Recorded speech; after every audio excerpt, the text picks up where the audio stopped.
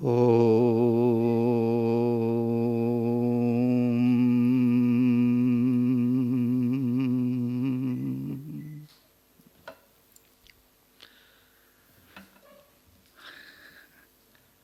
भारती द्वारा अपने स्वास्थ्य प्रबोधन श्रृंखला में आयोजित इस कोविड काल में स्वस्थ जीवन शैली और सकारात्मकता इस समसामयिक विषय पर इस शिक्षा संस्थान में आयोजित इस कार्यक्रम के मुख्य अतिथि, मुख्य वक्ता श्रीमान अशोक कुमार वार्ष्णेय जी, राष्ट्रीय संगठन सचिव आरोग्य भारती, जिनका आपने उद्बोधन सुना और मैंने निवेदन किया जब आप गए वहाँ पर कि मैं चाहता हूँ कि कभी जब आपका यहाँ प्रवास रहे और अभी रुकना हो तो आपके साथ बैठ कर के आपसे कुछ सीखने की और जो आहार विहार और दिनचर्या को नियंत्रित करने के लिए, संतुलित करने की जो बात आपसे किए, वह अब जब हम लोग इस उम्र के हो रहे हैं तो लगता है कि कितनी आवश्यक हैं, उसको सीखने के लिए हमने निवेदन किया। आपका उद्बोधन आदरणीय न सिर्फ यहाँ बैठे वरिष्ठ जनों के लिए, बच्चों के लिए रहा, बल्कि हम जैसे लोगों के लिए जो वास्तविक रूप में अल्पज्ञानी हैं, उनके लिए भी बहुत ही महत्वपूर्ण रहा। आपको साधुवाद। हमारे बीच में इस मंच पर उपस्थित श्रीमान सुनील वाजपेयी जी, जो अध्यक्ष आरोग्य भारती कानपुर प्रांत हैं, श्रीमान गोविंद जी, संगठन सचिव पूर्वी उत्तर प्रदेश हैं, प्रोफेसर सीमा द्विवेदी जी, उपाध्यक्ष उत्तर प्रदेश प्रांत आरोग्य भारती। आपने जिसके कुशल संचालन में आपका कार्यक्रम चल रहा है, ऐसे आदरणीय श्रीमान डॉक्टर VN आचार्य जी, अध्यक्ष कानपुर महानगर आरोग्य भारती, सुश्री मनीषा जी ने बहुत ही अच्छे ढंग से प्रारंभ कराया। आदरणीय श्रीमान अग्रवाल जी, प्रबंधक इस विश्वविद्यालय के, जिन्होंने अवसर प्रदान किया, स्थान दिया जहां बैठ कर के हम लोग आज के इस विषय पर चर्चा कर सकें, और जिन्होंने अपने जीवन में उतारा है। सबसे बड़ी बात होती है कि क्या आपने अपने जीवन में जो चीज़ आप बोल रहे हैं उसका प्रभाव हृदय पर तब पड़ता है जब आप खुद उसको करते हों, उतारे हों। और हमारे आज के मुख्य वक्ता, मुख्य अतिथि ने अपनी बात कहने के बाद बताया कि कैसे उन्होंने अपने प्रयोग करके अपने जीवन में चीज़ों की अनुभव प्राप्त किया है, वो आप तक पहुंचता है। ऐसे इस कार्यक्रम में मैं इतना कहूँगा कि दो चीज़ें जिनको लेकर के अभी आपके साथ मैं उसी स्थिति में, मैं तो इतना ही कहता हूँ, कल जब वाजपेयी जी ने, आदरणीय गोविंद जी ने कहा यहाँ आने के लिए, या डॉक्टर VN आचार्य जी जो भी कह रहे थे, मुझे लगता है कि आप लोगों ने देखा होगा कि कभी किसी बड़े को सर पर नहीं बिठाया जाता। सर पर उछाल के किसको बैठाया जाता है? जो छोटा सा बच्चा होता है उसको उठाते हैं, कंधे बैठा लेते हैं, उसको सर पे बैठा लेते हैं। तो मैं महसूस कर रहा हूँ कि जो भी मंचस्थ लोग हैं या यहाँ जो बैठे हैं वरिष्ठ लोग, शायद उनमें मैं सबसे कम अनुभव वाला और सबसे कम चीज़ों को जानने वाला व्यक्ति हूँ। लेकिन आरोग्य भारती ने उसी बच्चे की तरह जिम बालक कर तोतर बाता, सुना ही मुदित मन पितु और माता। उस स्थिति में हमारी जो भी आपसे चर्चा हो रही है, मुझे विश्वास है कि आप उसको उसी तरह से सुनेंगे जिस तरह से बच्चे की तोतली बात को भी, जब छोटा बच्चा होता है तो उसको कितने, वो कुछ भी तुतला के बोलता है, हम लोग कितने प्रेम से सुनते हैं। तो मुझे लगता है कि मैं थोड़े दिन में जो कुछ आपसे चर्चा करने जा रहा हूँ उसे उसी तरह से आप लेंगे। एक चीज़ मैं आपसे कहना चाहता हूँ कि ये जो हमारा शरीर पूरी जो ये सृष्टि किए एको हम बहुश्याम के बाद उस परम ब्रह्म ने कहा कि हम शून्य से सृष्टि का प्रादुर्भाव हो, ये माया तत्व का प्रादुर्भाव हुआ और माया ने सृष्टि का पूरा सुत सेत पालक राम तुम जगदीश माया जानकी जो सृजत जग पालत हरत रुक पाई कृपा निधान की। तो जो संकल्प था उनका संकल्प माया बनी और माया के साथ ये पूरी जो सृष्टि आप देख रहे हैं, ब्रह्म तो उसमें समाहित है, परंतु ये संपूर्ण जो सृष्टि है वह माया है। गो गोचर जहाँ लग मन जाई तहाँ लग माया जानो भाई। बीच में आपके मूल तत्व के रूप में जो अदृश्य रूप में है आत्मा वो है, लेकिन बाकी सारी व्यवस्था इन पंचभूतों की है। और जो श्रेष्ठ आप में है, ये जो शरीर मानव शरीर जो है वो अद्वितीय कृति है, ये स्वयं अपने आप में स्वयं सिद्ध कृति है। उस प्रकृति की कृति जो है, क्योंकि प्रकृति और माया ब्रह्म का अंश है, तो उसकी जो कृति है ये अपने आप में स्वयं सिद्ध कृति है, अपने आप में सारी चीज को नियंत्रित करने वाली। यदि आप नियम से चलेंगे, उसकी बात सुनेंगे, उसकी बात को अनुभूत करेंगे, समझेंगे, तो आप स्वयं सिद्ध हैं। बाहर जाने की जरूरत ही नहीं है आपको किसी दूसरी चीज के लिए, या कहाँ जो भी आप आज हम ये प्रयोग कर लें।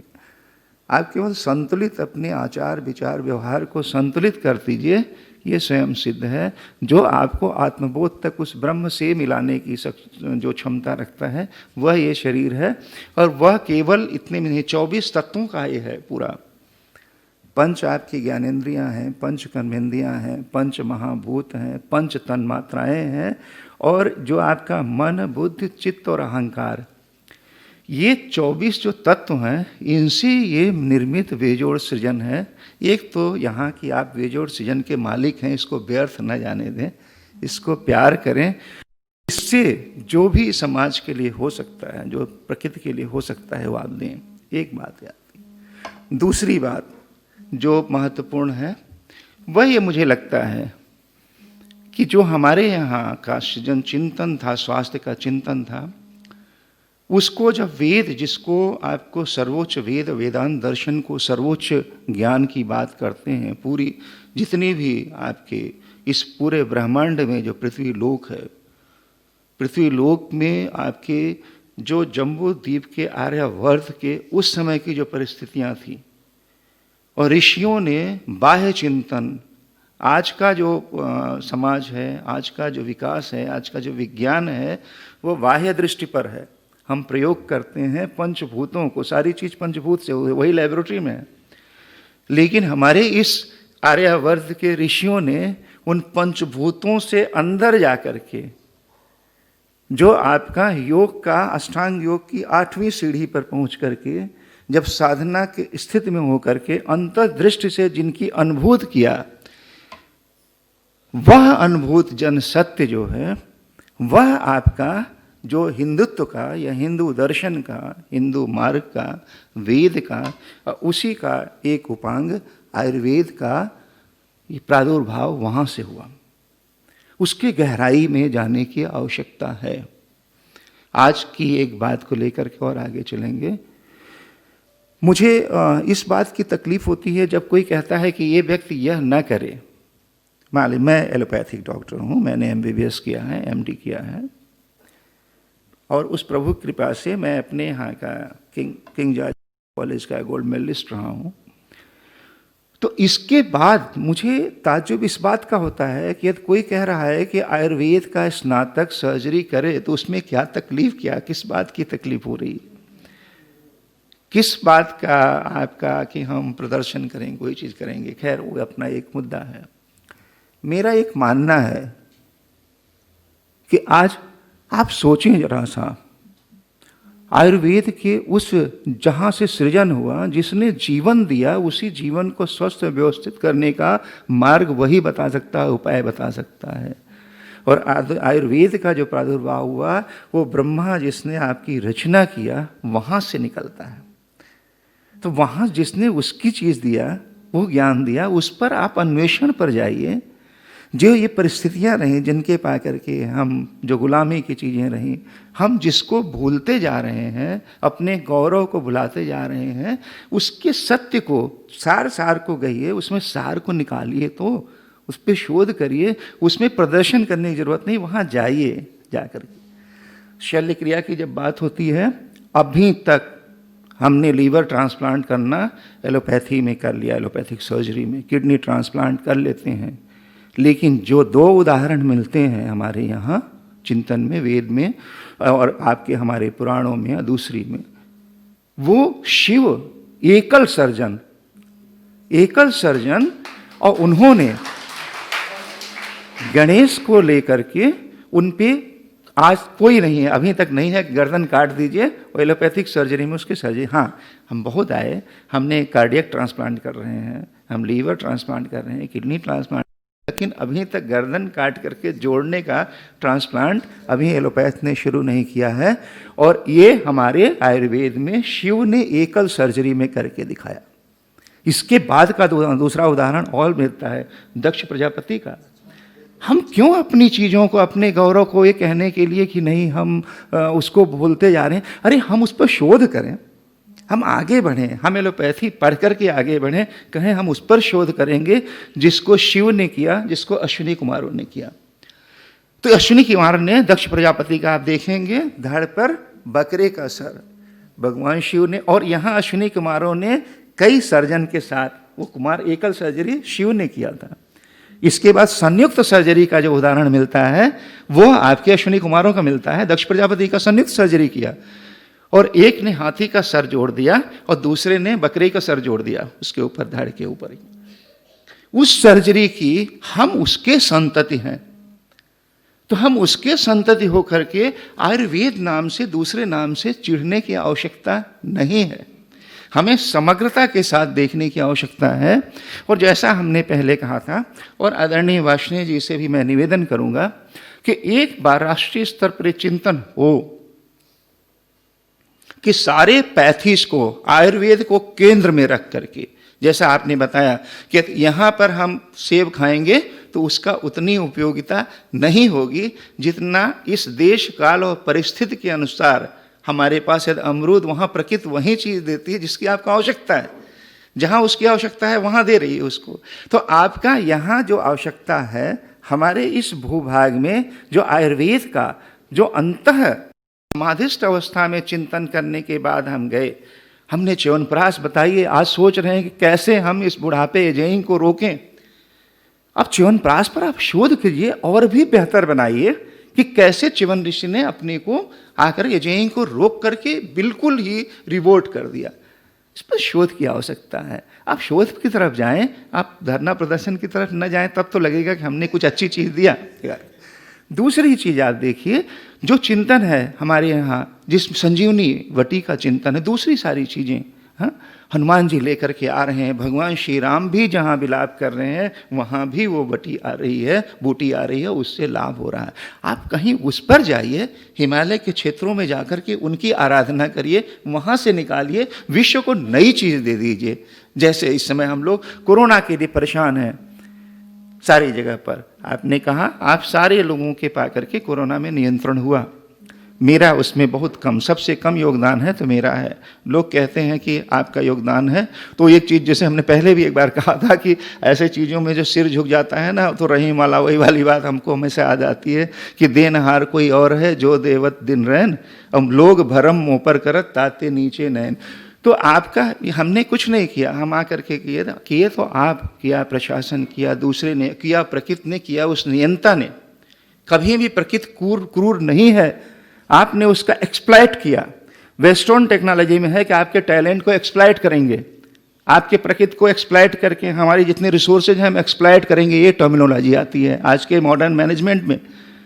हमारे यहाँ एक्सप्लॉइट शब्द इस्तेमाल नहीं होता, हम सम्मान करते हैं, हम उसके साथ सामंजस्य स्थापित करके दूसरे के पूरक बन के, संरक्षक बन के करते हैं। हम किसी के न तो टैलेंट को इस्तेमाल एक्सप्लॉइट करते हैं, न प्रकृति के, न रिसोर्सेज को एक्सप्लॉइट करते हैं। ये बेसिक डिफरेंस है आपके भारतीय ऋषियों के चिंतन में और वेस्टर्न चिंतन में। उस चिंतन के अंतर को देख करके आगे बढ़ें आप, और तब आगे आएंगे कि देखिए, जो आपके जब आपके स्वास्थ्य की परिभाषा को लेकर थोड़ा 5 मिनट का समय और मैं आपसे लेना चाह रहा हूँ कि जो स्वास्थ्य की संपूर्ण परिभाषा है वो आपका शारीरिक, मानसिक के साथ आपके सामाजिक, वातावरणीय और आर्थिक के साथ आध्यात्मिक संतुलन, स्वास्थ्य को संतुलन की तरफ ले जाइए। जैसे कि संतुलन की बात आपने किया तो शारीरिक हुई, मानसिक हुई, सामाजिक हुई और आर्थिक हुई, वातावरणीय हुई, और यहाँ पर इसके बाद आपकी जाकर के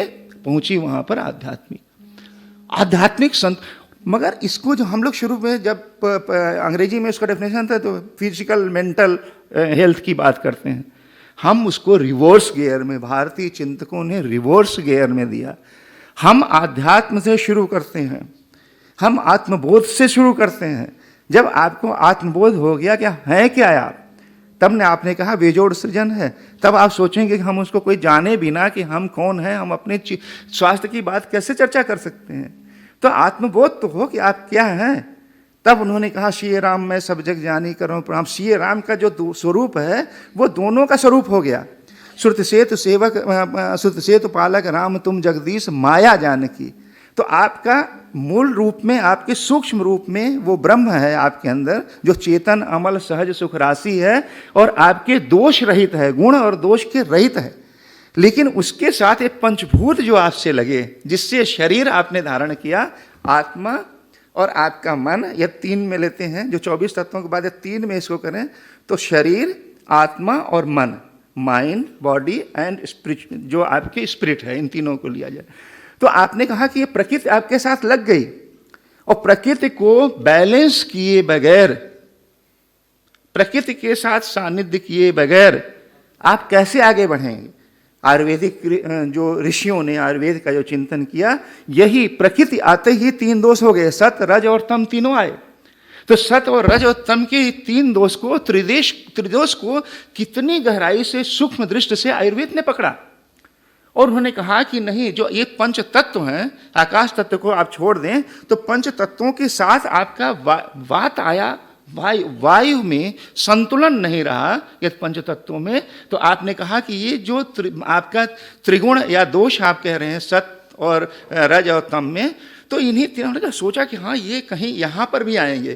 तो उन्होंने कहा त्रिदोष का चिंतन किया आयुर्वेद ने कि आपके वायु के में कहीं पर अंतर पड़ रहा है, इसके संतुलन में वात आएगा, अग्नि में अंतर पड़ रहा है तो आपके पित्त आएगा, और जल और पृथ्वी तत्व के संतुलन में अंतर पड़ रहा है तो आपको कफ की स्थिति आएगी। और इसके बाद उन्होंने 3 नाड़ियों के साथ सामंजस्य करके आपके जो और जहाँ समय रहे चीज़ों को, तो कैसे सप्त चक्र हैं, और जो सारे गम पधनी जो सप्त स्वर हैं, सप्त स्वर को, एक मेरा लेख है कि सप्त स्वरों को कैसे सप्त चक्र के साथ आप समेत करके और इनमें से आप योग की तरफ बढ़ सकते हैं, वो भी बड़ा अच्छा है। खैर वो अपना अलग विषय हो जाता है। इन तीनों चीज़ों को लेकर के जब चला आयुर्वेद, तब आपने कहा कि इनका साम्य, रोगस्तु दोष वैषम्यम, इन तीनों का यदि वैषम्य हो गया, यदि विषमता हो गई तो रोग हो गया, और इनमें साम्य हो गया तो आरोग्य हो गया। ये आपका जो प्रकृति के साथ साहचर्य है,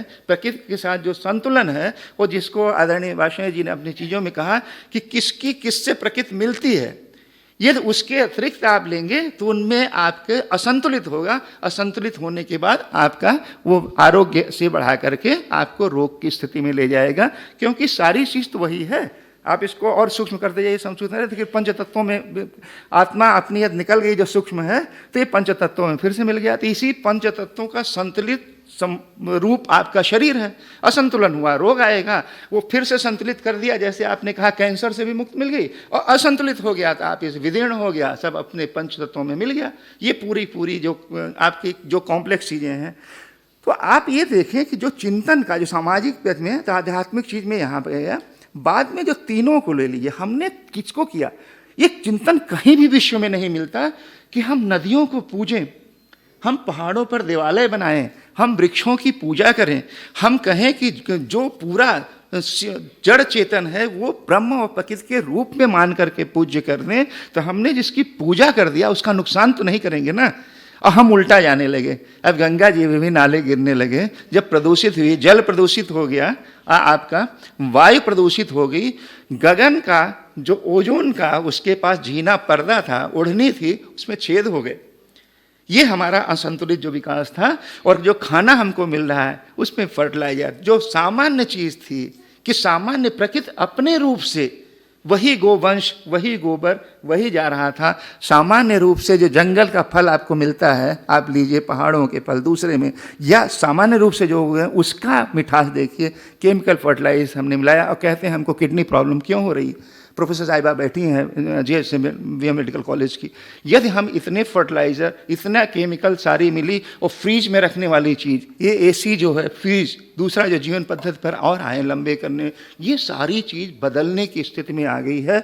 और हमारे यहाँ इन चीज़ों को देखें, वातावरण किया, इसमें स्वयं प्रकृति ने कहा अब तुम जब नहीं बदल रहे हो, तो प्रकृति ने साल भर तक आपको अपने ही घर में कैद कर दिया। और ऐसे कैद किया कि आपका अपना भी सो सगा है, यदि उसको कोरोना हो गया है और वो घर में रह रहा है, तो हम लोगों से कहते हैं कि उसको अलग कमरा चाहिए, अलग बाथरूम चाहिए, आप अलग थाली में उसको खाना दे दीजिए, आप मिल नहीं पा रहे हैं। यदि उसको किसी भी तरह से दुखद चीज़ है, यदि उसकी मृत्यु हो गई, तो आप अंतिम संस्कार में उसको छू नहीं कर सकते, प्रणाम नहीं कर सकते। प्रकृति ने आपको यहाँ उठा के लिया। और सबसे बड़ी बात, चाहे वो हास्य में ही आए, चाहे व्यंग्य में आए, लेकिन ये किया कि प्रकृति ने, मैं हर जगह, हर बड़े मुझसे कहता हूँ कि आपको इस लायक, प्रकृति ने कहा कि आप इस लायक नहीं हो मेरे पुत्रों कि तुम मुझे अपना मुंह दिखा सको। तुम मुंह पर अब मास्क लगा के चलो, सालों अपना मुंह ढक के चलो, तुम्हारा मुंह देखने लायक नहीं रहा, तुम इस योग्य अपने को बना दिए। अयोग्यता, ये आपने इतना, जो आपकी माँ, पुत्र कुपुत्र भले ही, माता को माता नहीं होती। और माता प्रकृति ने आपको कह दिया कि हम तुम्हारा मुंह नहीं देखने चाहते, सालों अब मास्क लगा करके मुंह ढक के चलो। ये स्थिति आई, ये परिवर्तन। तो प्रकृति अपने को पुनर्जीवित कर रही है, आपको उस जीवन शैली की तरफ ले जा रही है, जिस जीवन शैली को, जिस हिंदुत्व को क्या कहा, हमारी तरफ क्यों नजरें उठाकर पूरा विश्व आज देख रहा, इसलिए देख रहा है कि हमारे सर्वोच्च न्यायालय ने कहा कि जो हिंदुइज्म है, हिंदुइज्म तो स्वस्थ जीवन शैली है। और आज कोरोना काल ने कहा कि हमको स्वस्थ जीवन शैली की आवश्यकता है। तो जब स्वस्थ जीवन शैली की आवश्यकता है तो कहां देखेगा वो हमारे देश की तरफ देखेगा। और पुनः जो विश्व गुरु का आसन था, उस विश्व गुरु के आसन की तरफ ले जाने के लिए, उस जीवन शैली की तरफ ले जाने के लिए जो आरोग्य भारती कृत संकल्प है, उसके लिए आरोग्य भारती साधुवाद की पात्र है।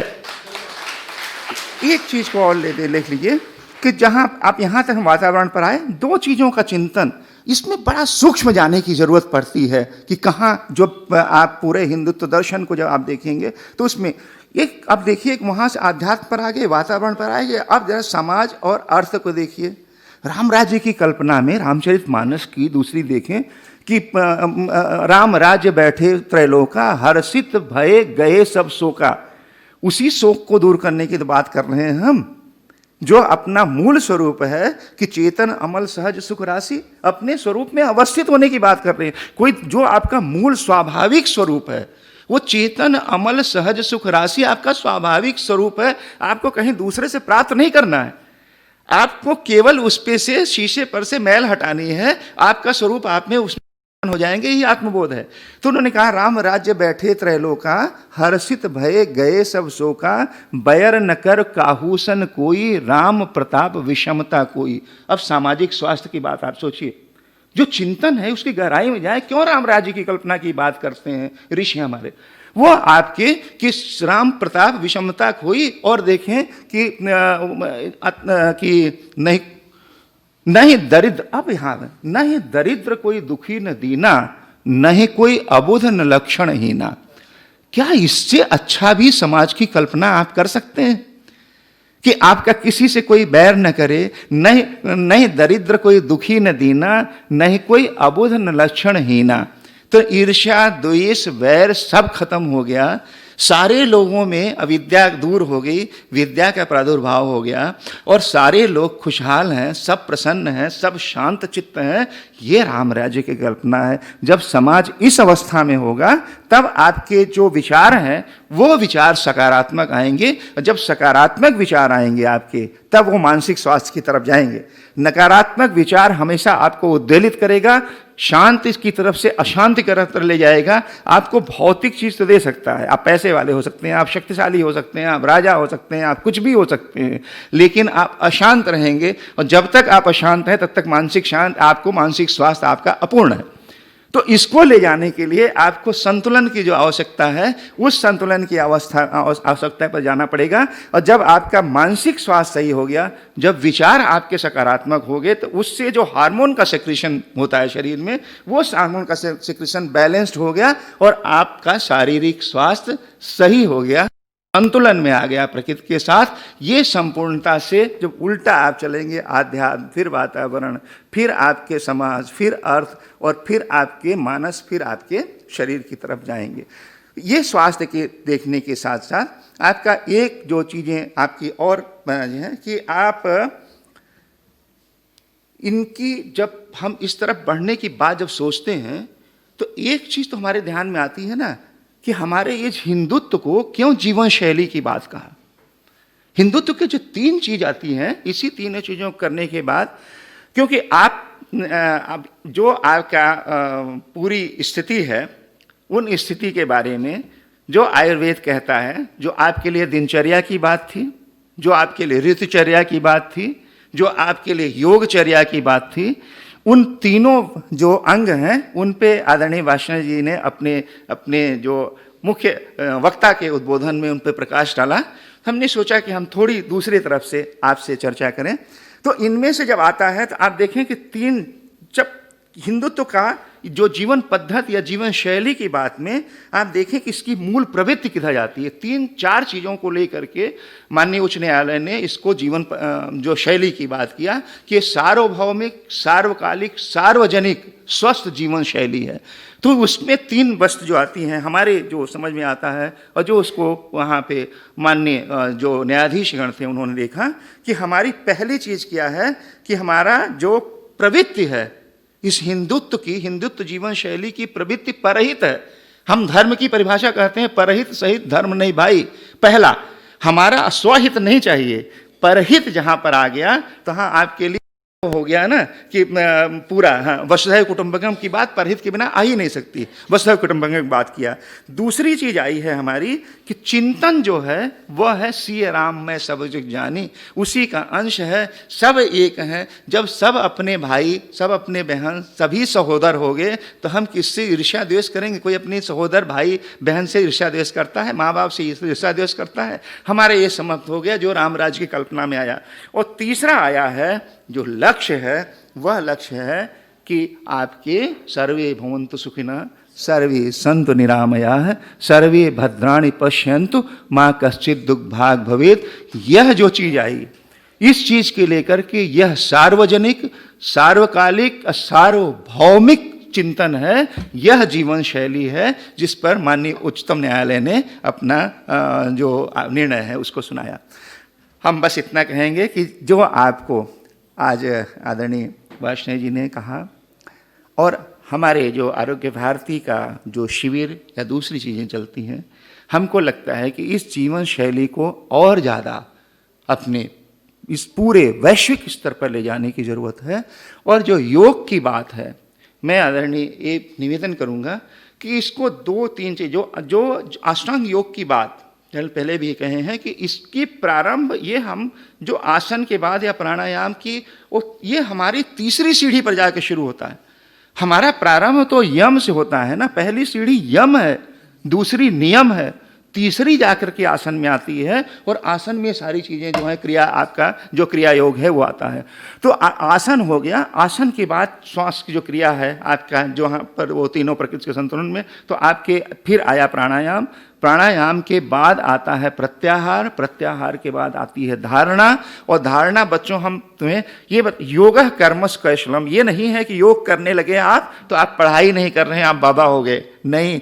कर्म की कुशलता के साथ आपको सर्वोच्च जो लक्ष्य है उसकी प्राप्ति, वो योग है।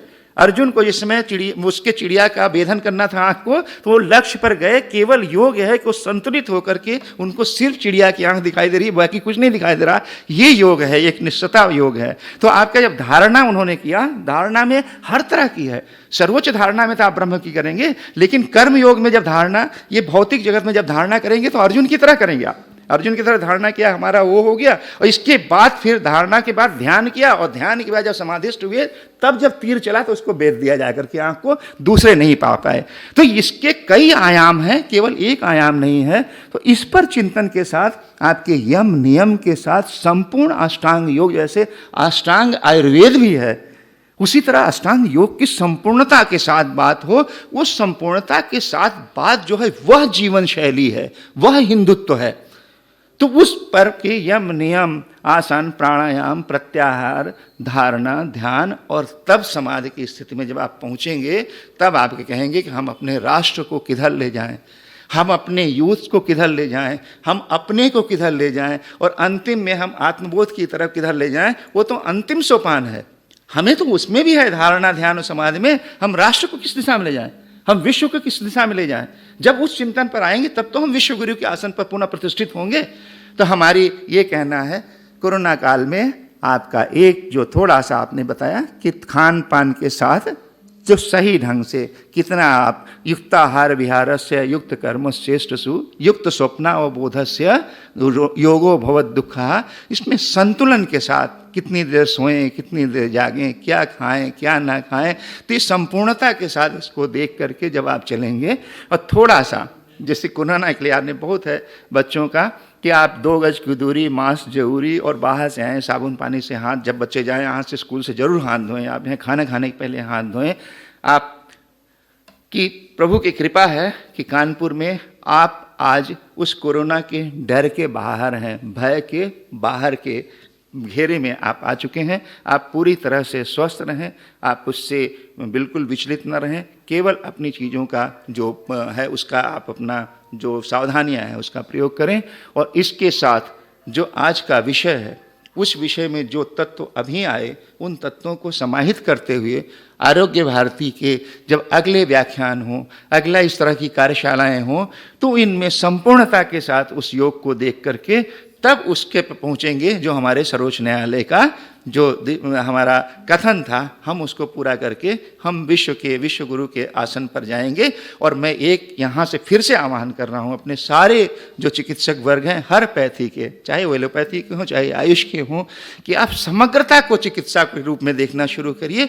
उसमें अपना यद गौरव है, उसमें कुछ मिल रहा है तो उसमें झांक कर उसको शोध करिए, और शोध करके इनको समग्र बना करके एक अलग पैथी चलाइए जिसमें संपूर्णता हो। अब ये अलग अलग जितनी पैथीज हैं इनको बंद करके एक संपूर्ण होलिस्टिक अप्रोच ऑफ हेल्थ ये आए, और इसके यही पूर्ण करेगी और यही हमारे लक्ष्य हमको ले जाएगी।